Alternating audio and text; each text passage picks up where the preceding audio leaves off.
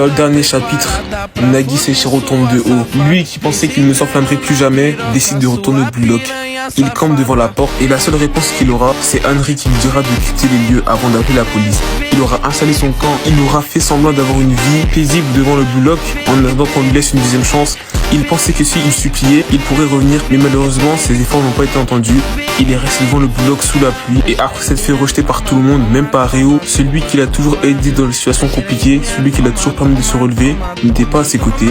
Et là, dans la pénombre, Buratsuta apparut et proposa à Nagi un contrat. Et moi je vous le dis les gars, ce qui va se passer entre Buratsuta et Nagi, ça va vraiment être exceptionnel. Moi au début j'étais pas vraiment chaud parce que Buratsuta, c'est pas un personnage que j'ai pas dans mon cœur, comme tout le monde. Je pensais qu'il allait vraiment aller chercher Nagi chez lui de la manière la plus random possible, mais finalement c'était très bien produit par l'auteur. Pour moi le retour de Nagi, tant qu'il n'est pas à la Coupe du Monde trop forcé, honnêtement le retour il peut être assez bien amené par l'auteur. Si c'est pas en pleine de la Coupe du Monde U20, s'il y a un arc après, si le manga de bloc devait s'achever sur la Coupe U20, le retour de Nagi serait acceptable à un moment où le Japon serait à une victoire d'être qualifié.